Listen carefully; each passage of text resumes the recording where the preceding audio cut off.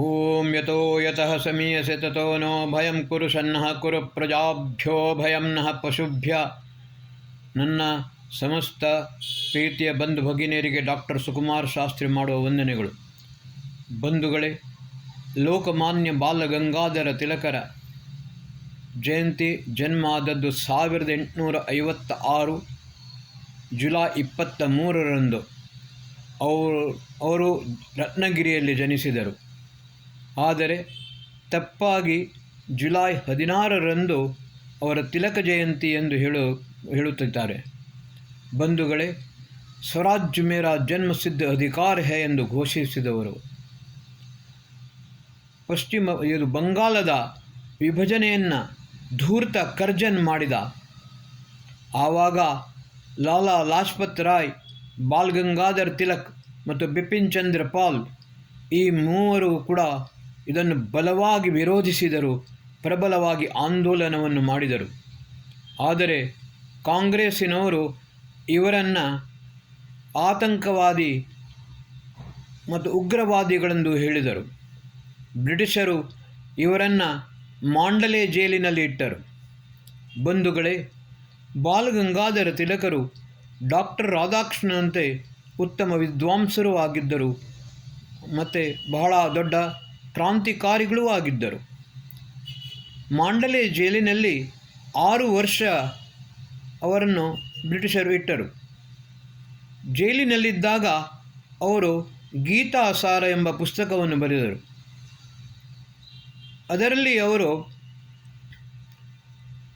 ಹತೋವಾ ಪ್ರಾಪ್ಸ್ಯಸಿ ಸ್ವರ್ಗಂ ಜೇತೋವಾ ಪ್ರಾಪ್ಸ್ಯಸಿ ಮಹಿಂ ತಸ್ಮಾತ್ ಉತ್ತಿಷ್ಠ ಕೌಂತೆಯ ಯುದ್ಧಾಯ ಕೃತ ನಿಶ್ಚಯ ಅಂತ ಭಗವದ್ಗೀತೆಯ ಈ ಶ್ಲೋಕವನ್ನು, ಅದರ ಅರ್ಥವನ್ನು ಈ ರೀತಿಯಲ್ಲಿ ಹೇಳಿದರು.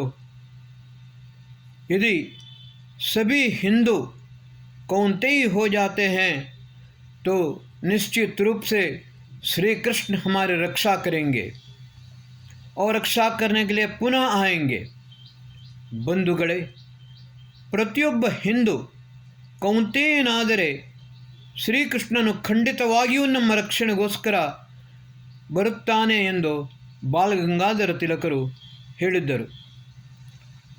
ಪ್ರತಿಯೊಬ್ಬ ಹಿಂದೂಗೆ ಅವನ ರಕ್ಷಣೆಯನ್ನು ಮಾಡಬೇಕಾದರೆ ನಾವು ಈ ಅವತಾರವಾದಿಗಳ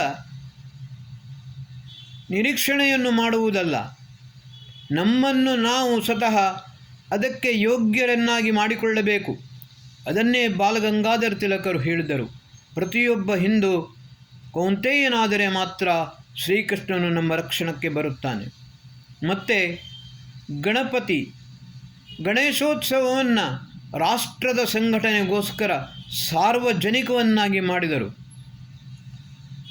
ಅವರ ಉದ್ದೇಶ, ಅವರ ಆಂದೋಲನದ ಉದ್ದೇಶ ಸ್ವರಾಜ್ಯವನ್ನು ಸ್ಥಾಪನೆ ಮಾಡುವುದು ಮಾತ್ರವಲ್ಲ, ಸ್ವತಂತ್ರ ಭಾರತದಲ್ಲಿ ಹಿಂದೂ ರಾಷ್ಟ್ರದ ಸ್ಥಾಪನೆಯಾಗಬೇಕೆಂದು ಅವರು ಪ್ರಬಲವಾದ ಇಚ್ಛೆಯಾಗಿತ್ತು. ಬಂಧುಗಳೇ, ನಾವು ಕೂಡ ಅದೇ ಉದ್ದೇಶವನ್ನು ಈಡೇರಿಸಬೇಕು.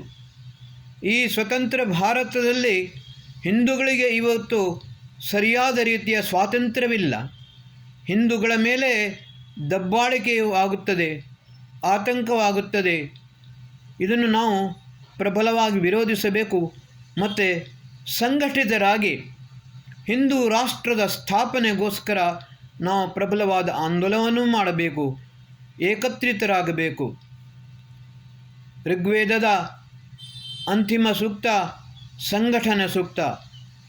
ಸಮಿದ್ಯುವಸೆ ವೃಷನ್ನಗ್ನೆ ವಿಶ್ವಾನ್ಯರ್ಯ ಇಡಸ್ಪದೇ ಸಮಿದ್ಯಸೆ ಸನೋ ವಸೂನ್ಯಾಭರ ಸಂಗಚ್ಛಧ್ವಂ ಸಂವದಧ್ವಂ ಸಂವೋ ಮನಾಂಸಿ ಜಾನತಾಂ ದೇವಾಭಾಗಂ ಯಥಾ ಪೂರ್ವೇ ಸಂಜಾನಾನಾಂ ಉಪಾಸತೆ ಸಮಾನೋ ಮಂತ್ರಃ ಸಮಿತಿ ಸಮಾನಿ ಸಮಾನಂ ಮನಃ ಸಹ ಚಿತ್ತಮೇಷಾಂ ಸಮಾನಂ ಮಂತ್ರಮಭಿಮಂತ್ರೇಯ ಸಮಾನೇನ ವೋ ಹವಿಷಾ ಜುಹೋಮಿ ಸಮಾನೀವ ಆಕೂತಿ ಸಮಾನ ಹೃದಯಾನಿವ ಸಮಾನಮಸ್ತು ವೋ ಮನೋ ಯಥಾವಹ ಸುಸಹಾಸ್ತಿ.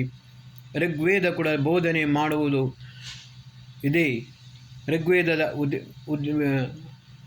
ಉಪದೇಶವನ್ನು, ಆದೇಶವನ್ನು ನಾವು ಅಕ್ಷರಶಃ ಪಾಲಿಸಬೇಕು.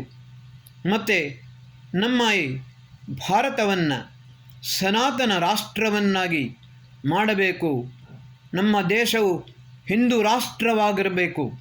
ಬಾಲಗಂಗಾಧರ ತಿಲಕರ ಉದ್ದೇಶವು ಈಡೇರಬೇಕಾದರೆ ನಾವು ಎಲ್ಲರೂ ಒಂದಾಗಿಕೊಂಡು